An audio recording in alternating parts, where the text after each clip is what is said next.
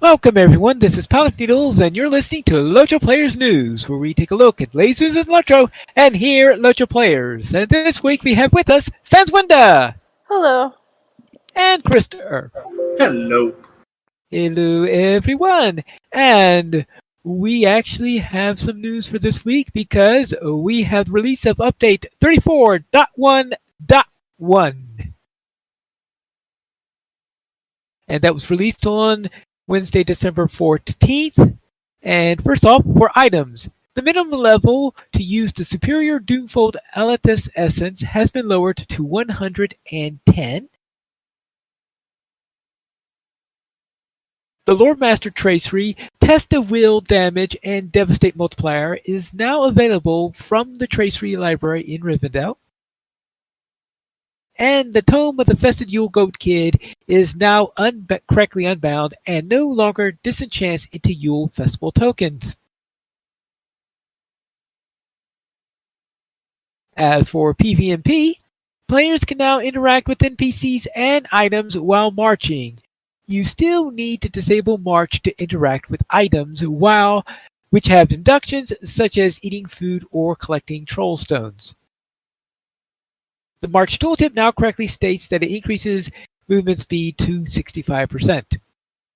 And Mobilize no longer suggests that it only works out of combat.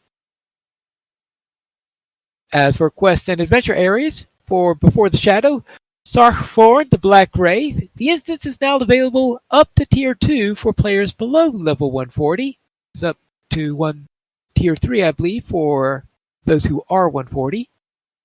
An additional safeguard effect called Empty Vessel has been added to prevent unintended behavior that could cause Prince Amadir to attack from a prone position during the Greyfear encounter. And the Greyfear encounter has been tuned down slightly in solo and duo versions. And Gorwyn now has a defensive aura that makes completing the encounter easier for certain classes and spec configurations.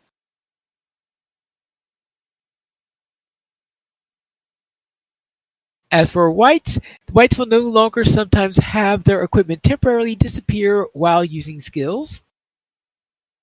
Klager, Glyn Helig, and Lintriv now play their intended music tracks. Okay, I guess I'll have to go back there and find out what those tracks were. Maybe they sound a little bit more hobbity now. An errant tripwire in the Bridge of Karanost mission no longer allows orcs to respawn on player retreat. A miniature white-hand Urukai no longer spawns at the end of Siege of Searlond. A miniature white-hand Urukai? Yeah, I feel like there's a story there. What this miniature white-hand Urkai looked like. And how miniature was it? I do wonder about this because I don't recall. I think I might have done that once, and I don't remember there being a miniature Urukai. But I must admit, right, I he was so looking tiny. for one. He was so tiny, I missed him. Yes.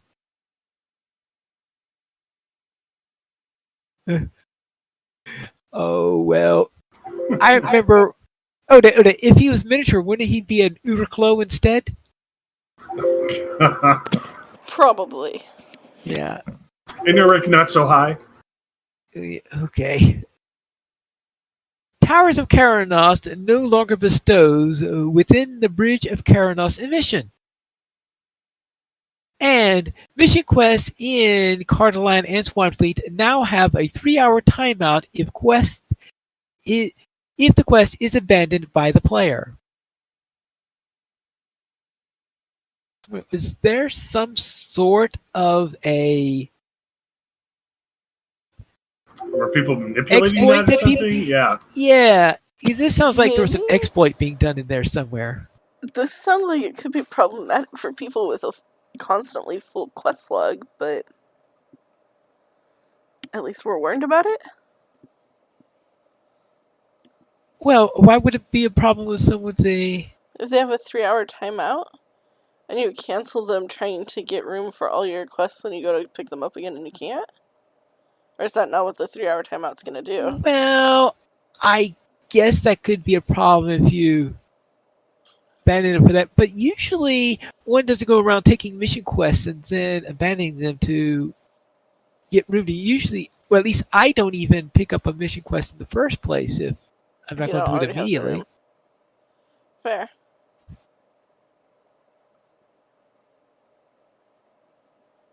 As I for don't know. delving, oh, what?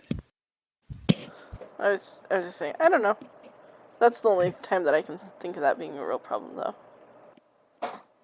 Or if somebody, like, logged on, one of your friends, and they're like, come do this other thing, so you log out, and then you're like, wait, in 3 hours I have to be at work. Oops. But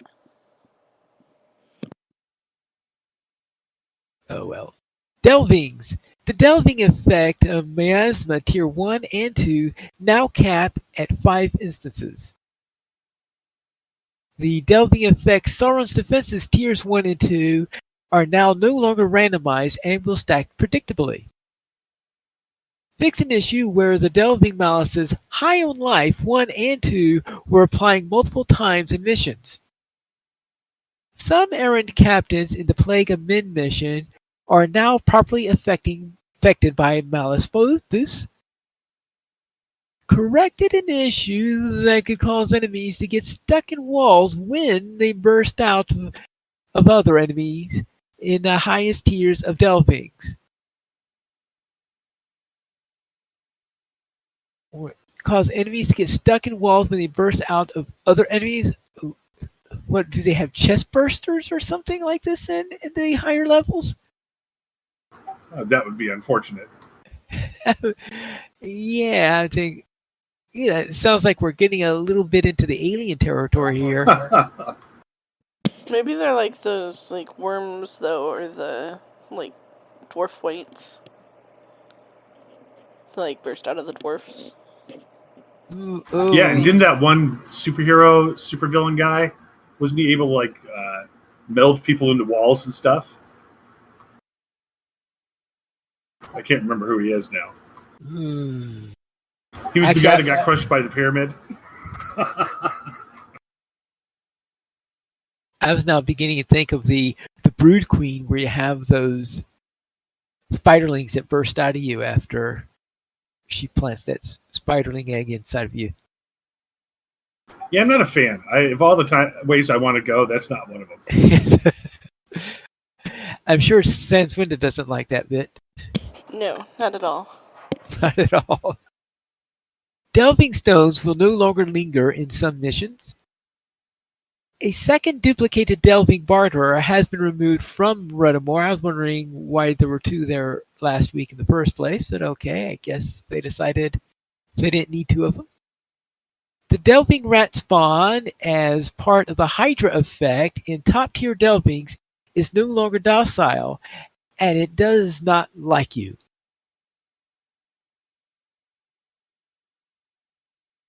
Alright.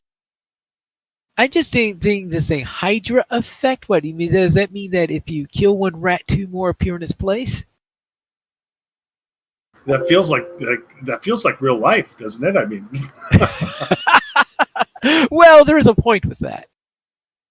The orcs infesting Karanost are no longer importing their barriers from other locations. As such, they will no longer count towards deeds they were not intended to count for.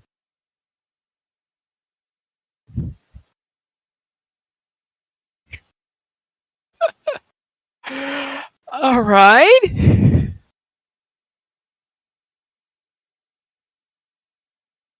Sometimes you wonder, delving malices, which create persistent ground effects, have been modified slightly, and morale damage they initially dealt has been reduced.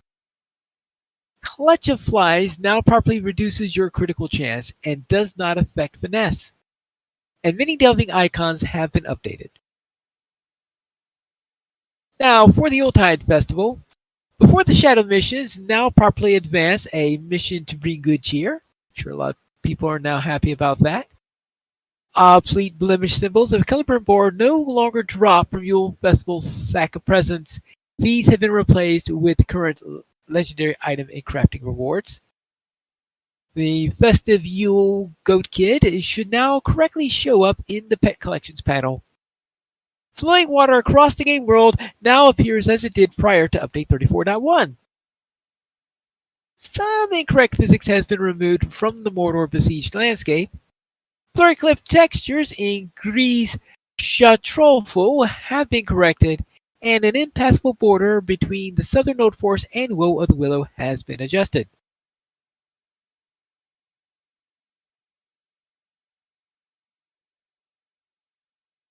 And that is it for Update 34.1.1. Hooray.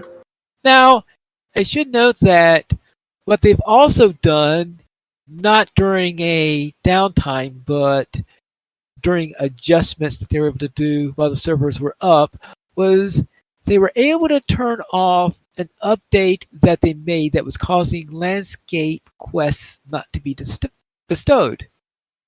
The trouble is that the adjustment that they had to turn off was intended to reduce lag. So as a result, if you've been having a little extra lag in the last few days, it could be because of that little adjustment. Now, for on the good news side, the Curator is returning on December 24th. Yay! So we can welcome back the Curator, who will be arriving at 10 a.m. Eastern Time on December 24th. That would be Christmas Eve in the U.S. And she leaves at 3 a.m. Eastern on January 3rd. So she will be there all the way through January 2nd. So we'll be here in time for Christmas, and we'll be going away after the New Year. And Scenario, he went on a little casual stroll through the Dalelands.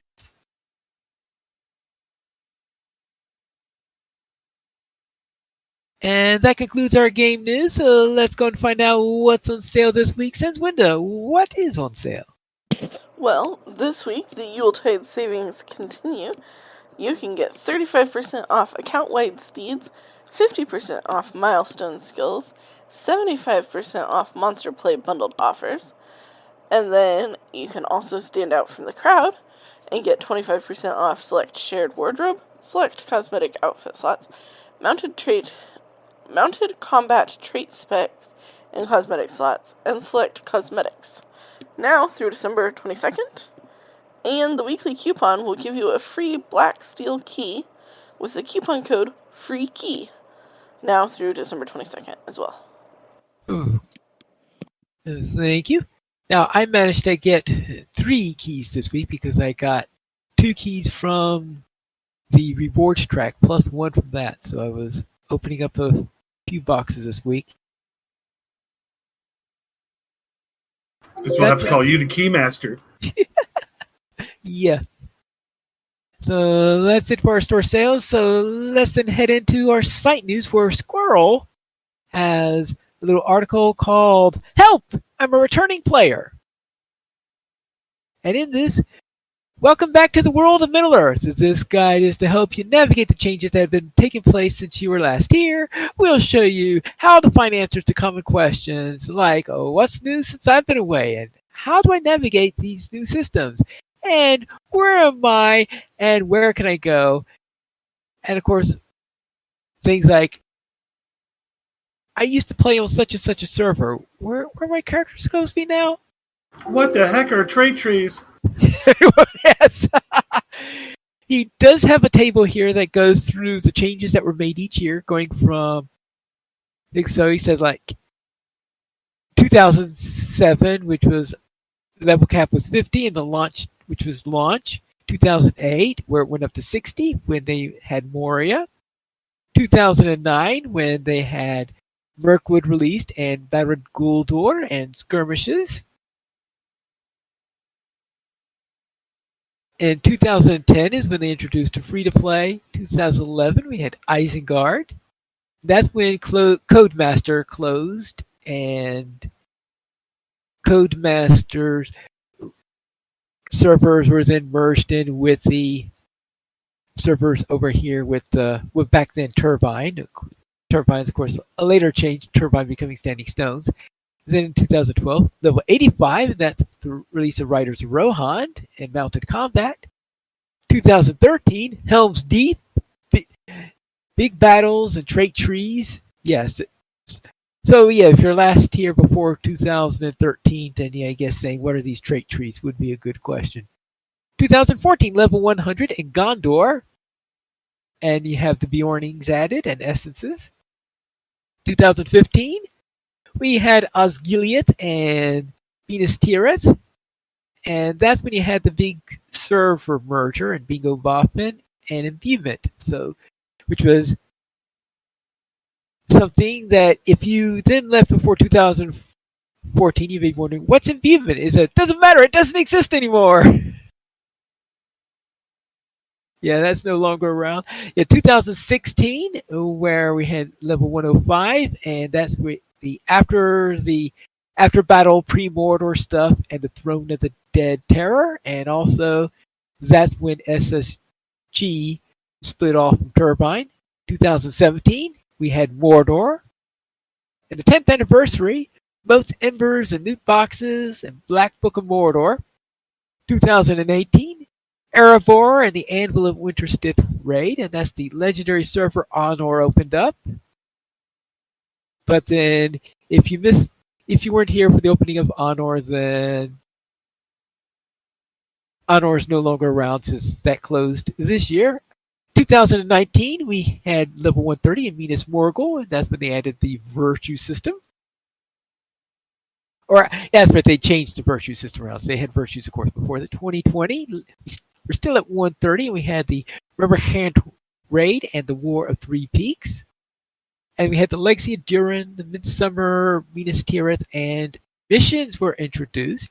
2021, the Fate of Gundabad, the Hidden Horde, Wildwood, and Traceries added, and Rewards track was added near the end of that year. In 2022, this year, we had the expanding of Eriador. So now it's all the way up to 150 on that. And Before the Shadow was added is the most recent update. And content before 2014 is now free to play and trade points per level. Many minor free to play updates and the like. So that's a little bit of a history on the whole thing. And then he also talks about the servers, which ones are around, what used to be around, and all of that. US servers versus European servers and the like. And then the question is, answer several questions like, should you continue or start a new character? What server should you play on? If you do create a new character, how do I check what areas and expansions that you've got? And it also talks about things like plugins, technical issues, monitor resolution, crashes, 64 versus 32 client, LOTRO on the Mac, what happens if you can't connect, LOTRO running poorly, free-to-play changes that have been done over time, playstyle changes such as trait points, class traits, legendary weapons, and the like, which changed twice over the years, Virtue system, which changed recently, missions, moats and embers, essences, and many more things.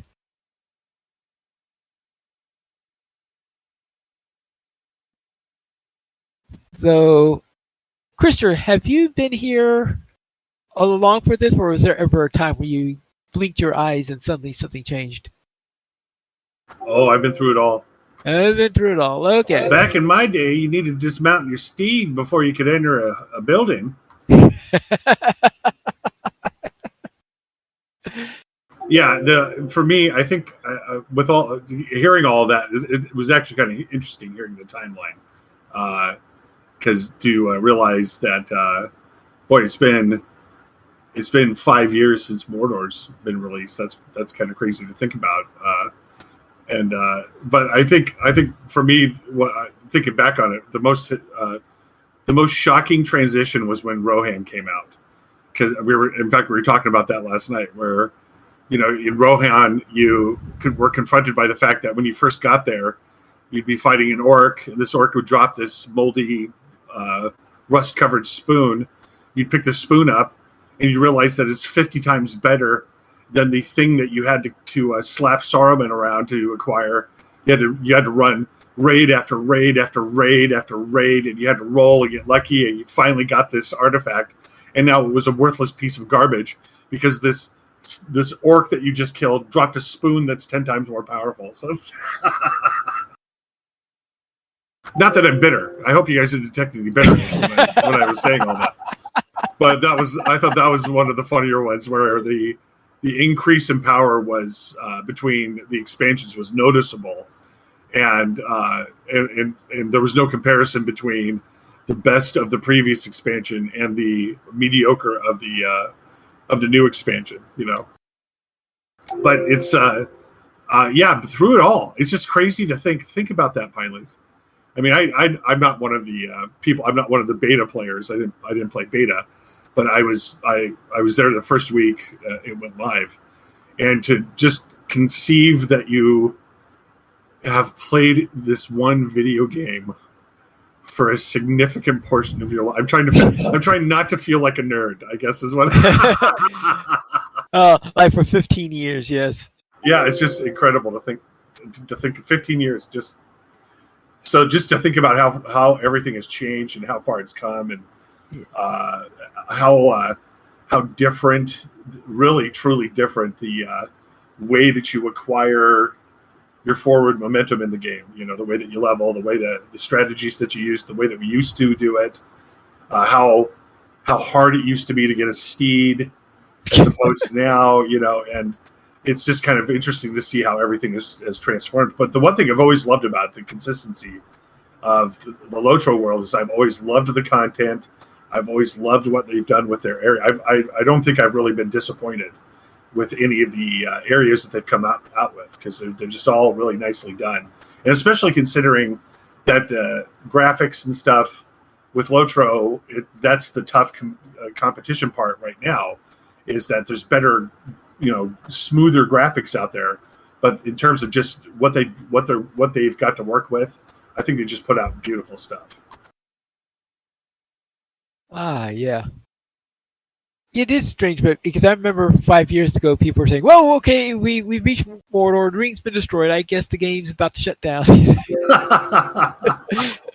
Well, that's what's been fun, is that they've been able to keep it very interesting with all of these going to all these places that we've certainly wondered about, reading the books and having that experience. So it's been really fun to see these places fleshed out and to see some of the really awesome storylines that we've been able to go through as a result too. Yeah. And it'll be interesting next week, or I should say next producer's letter, I guess. I don't know if it's coming out next week or not. It's wishful thinking. I'm feeling if productivity was if we're going to measure productivity, next week's going to be the productivity low in general for everybody. I'm just thinking because the last few, because they've been coming out in March, June. I think the last one might have been September. So I was like, does that mean there's going to be one in December? Well, we'll see. December is usually don't hold your breath for something to come out. Yes. Yeah, exactly. But yeah, let's see. We'll see in there. Sans, when did you join? 2015, I think. So that was around Minas Tirith time? Yeah, level 100 was max. Okay. Then... And all the old servers must have just closed or still been in a period after the closing, because I got the Cloak of Many Worlds on all my first characters. The title. All right. Yeah. So you just made that in time. Yeah, I was like, this is pretty cool. I have no idea what this is about, but I like this cloak. Oh, look, all my characters get it. This is amazing. But then after a while, none of my characters got it anymore, and I was like, wait a second. Guess it's a good thing I held on to those.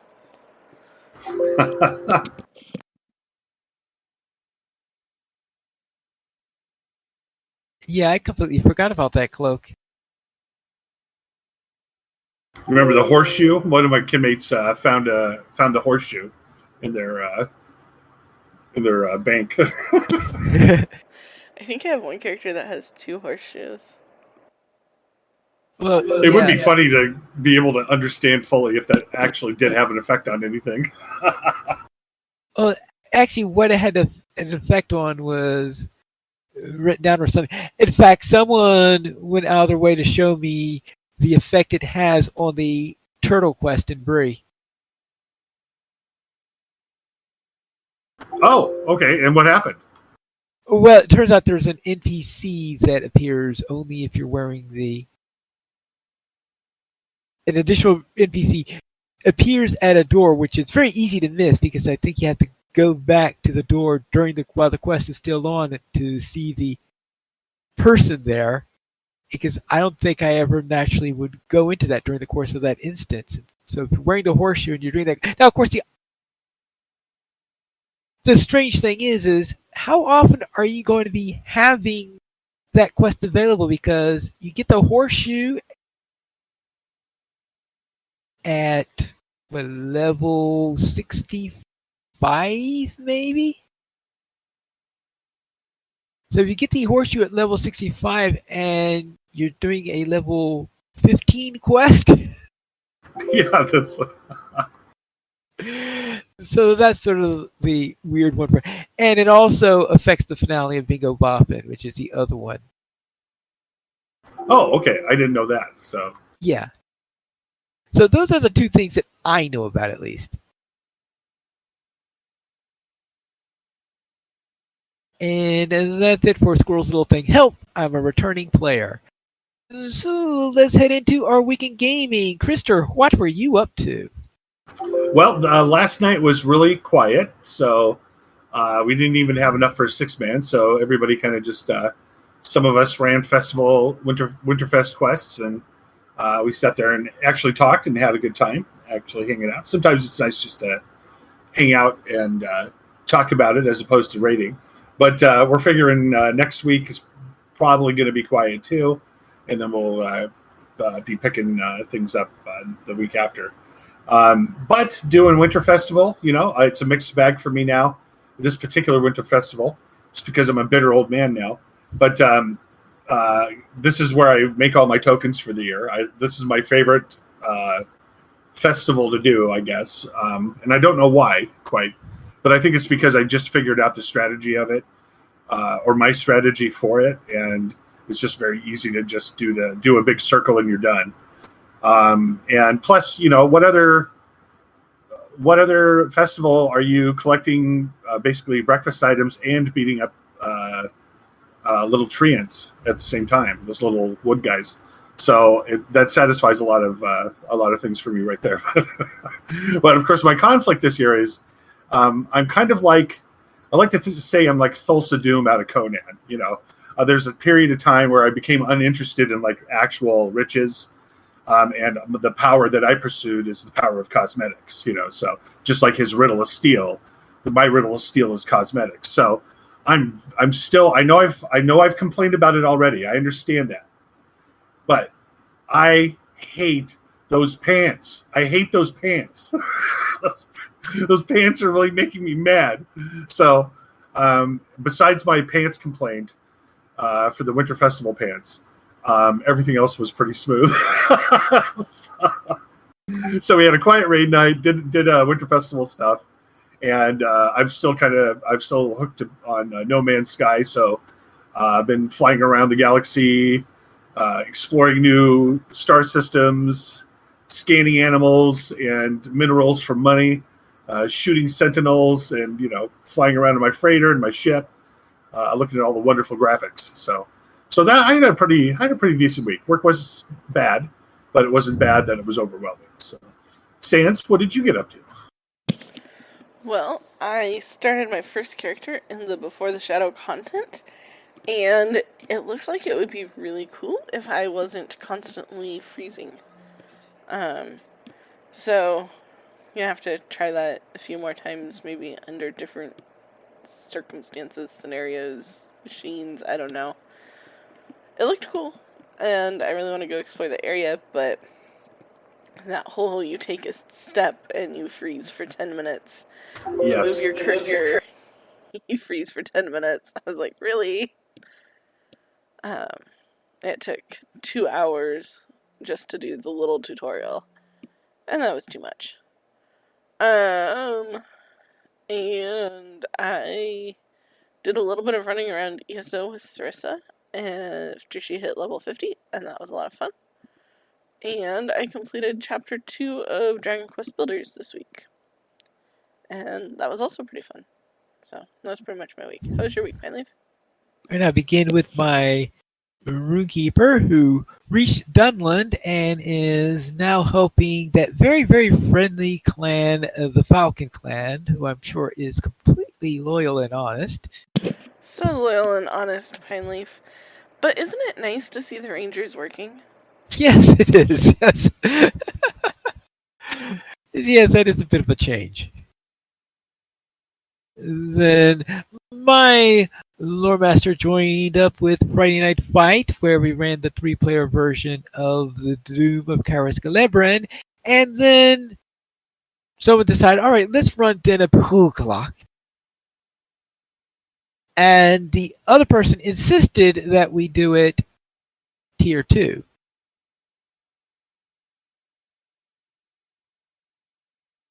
And there was let us just say, it didn't work out very well, I guess it's the best way to put it, because when we ever get sent to those side areas, there were 1 or 2 of them that just didn't work out right. So that's right. I think it was eventually the one with the storms that really got us. First, it was the one with the crawlers, but we eventually figured out a way of winning that fight. But we got sent to the one where we had to fight the thunderstorm, and we were just ripped to pieces before we could get anywhere. And after 3 tries, we went bye-bye on that. So, yeah, we didn't quite get through tier 2 of Den of Puglok. My favorite thing about you running that instance is hearing you pronounce it.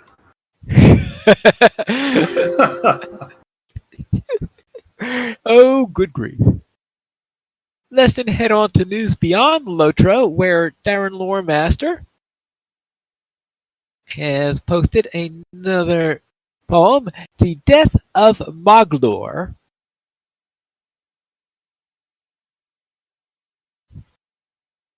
Anew I curse my father's oath that slew us brothers, causing both the Cimmerils, our Cimmerils, those jewels whose mere position spills the blood of elven race uncounted. Yes, our oath is fine amounted to kinslaying and exile from Valinor, the elven isle of Elvenness, of elven home, to wander afar, while drifting roam afar from all Middle-earth, where our forefathers had their birth beside a lake far in the east. Have blood feuds help us in the least to regain what our father lost? What we regained, and at what cost of blood flowing in rivers down the halls of Doriath to drown all Elvenness in ruin and flame. All this done in our father's name, he who we loved, dear Feanor. With bloody hands we did restore 2 Cimmerils when Eowyn let us depart. I, by the sea, held up my jewel, but while I stand, its holy fire burnt my hand. Am I corrupted? Finally the Cimmeril rejected me. I clutch it tight despite its burn. In agony I quickly turned to cast the Cimmeril away into the waters of the bay. All lost. My Cimmeril is lost. How many centuries it cost of blood and plotting sweat and tears, and endless toil through many long years of insane slaughter. Bitter war as elf slew elf by the seashore of Balar. All this I have done. Such fetters circle me, the son of Fëanor, chained to my word. The oath I swore, by deeds abhorred, I fulfilled all it asked of me. Now I have cast it into the sea. What have I done? Who can forgive? Without the jewels, how can I live? Farewell, Noldor and Valinor. I wander by the wide seashore, singing the songs of elfiness, telling my grief and bitterness as shackled, burdened by my curse of old deeds that I here rehearse.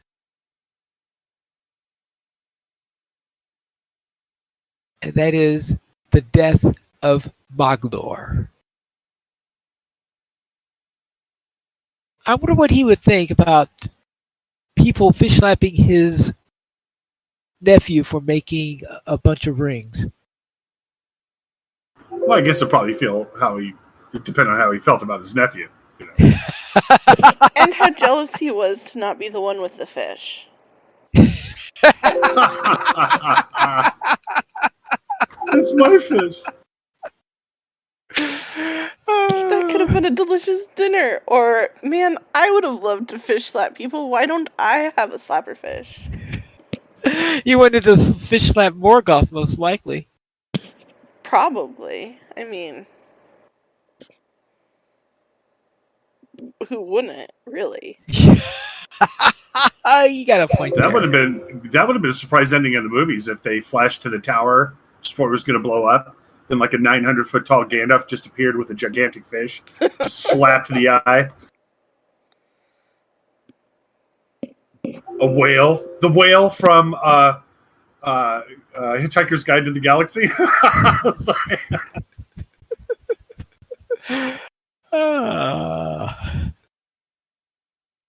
Who am I? Sorry. If you would like to join this illustrious raid of players and help support LOTRO players, you can go to the Nations page where you can support the Players Alliance on Patreon. Your money will be used for our podcast hosting, website hosting, and to pay for our live shows. We have no emails this week, but if you'd like to send one, you can send it to podcast@LOTROplayers.com. You can also follow us at Twitter, the Players Alliance at Players.Alliance, LOTRO Players at LOTRO Players, Arendis at Arendis, Pineleaf at Pineleaf, Senswin at Senswin, Terry Adwin at Terry Adwin, Quarendis at Quarendis, Calabathian at Calabathian, and Krister at Entropy Engine 1. The Players Alliance has two shows on Wednesdays at 7 p.m. U.S. Eastern Time. We have DDO Players, and on Saturdays at 8:30 p.m. U.S. Eastern Time, we have LOTRO Players News. You can choose for our shows at LOTROplayers.com/live. And that is all for tonight. This is Positive Needles reminding you to skirmish responsibly.